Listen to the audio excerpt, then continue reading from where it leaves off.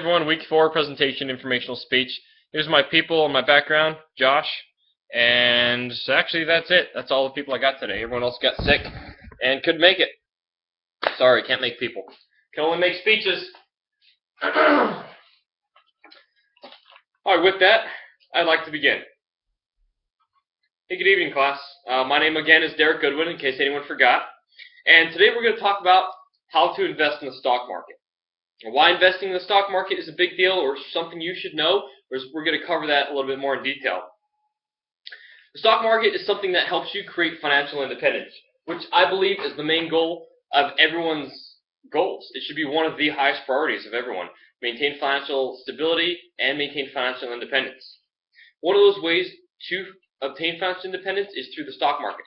There are mutual funds, savings accounts, CDs, Roth IRAs, 401ks, and numerous amounts of other ways to save money and gain that financial independence.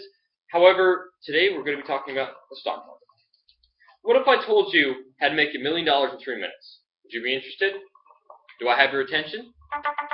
Unfortunately, I'm not going to be able to tell you right now that I can give you $1 million in 3 minutes, but I can give you some advice and tips and other media in order to help you gain that $1 million. It's your money.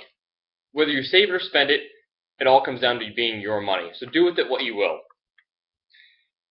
Saying that, we live in a capitalistic society, and we gain economic stability and freedom from just our life, our lifestyle. We have the ability to do anything we want with our money. It's my desire, and hopefully your desire, to be rich one day. My first point I'd like to bring about is how to make stocks work for you. I'm going to make a big deal talking about stocks and savings, so why not make it benefit you? First thing to do if you're going to start investing in stocks is to open a brokerage account. And before you open just any brokerage account, you might want to do some research. I have right here some research I do on a daily basis. The Wall Street Journal, what investors should do now. This is kind of background before I start getting involved in any heavy investing in stocks. It says, what investors should do now? Well, what should you do? Should you buy or should you sell? Because everyone knows the basics of investing or stock market is buy low, sell high, right? If you want to get the biggest bang for your buck. Well, it says we live in a volatile, emerging economy. Everything's changing. Basically, we're losing money and gaining money. It's just how it works. What I want to tell you is, regardless of what the economy says or what the stock markets do, the history of the market always tends to rise. Be patient. Be patient in the markets that you're willing to invest in the stocks you're willing to purchase, because eventually you will capitalize if you do your research. There's money out there for you to make. You just have to set yourself up for success, be patient, and be persistent. My second point is to follow a system. Don't become emotional if you do get involved in stocks.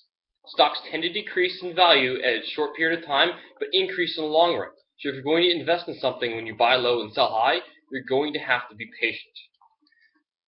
One statistic for you is only 8% of losses occur for a solid return in the long run. So whatever you start investing in, you should automatically expect an 8% loss. Don't lose hope. And keep focused on the long run of your investment. Another key point in that is when to pick your losses and cut it, and when to keep going and know that your stock will eventually succeed. Being smart is a huge key factor in this matter. More often than not, a stock will show success and continual strength in 2 quarters or more. Which means if you have a stock over 3-4 quarters time, a year period, and they have continuous success, we're going to go ahead and keep with that stock. Do not sell. However, once you start seeing a marginal decrease of about 0.25% or more in 3% or more in addition to your original 8%, then you might want to start thinking about selling. These are just some basics. Buy low, sell high. Now I got your attention, and I hope I kept your attention through this. Start yourself off right and save. Save your money, purchase stocks, and follow the smart investing tips that have been passed down.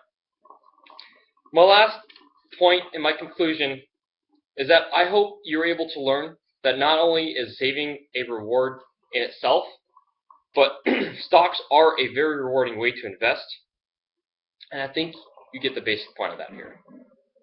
I wish you all luck in investing, and remember, you are who you set yourself up to be, so make it rich.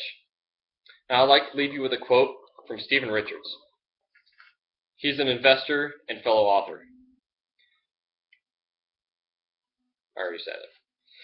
Fucked it all up.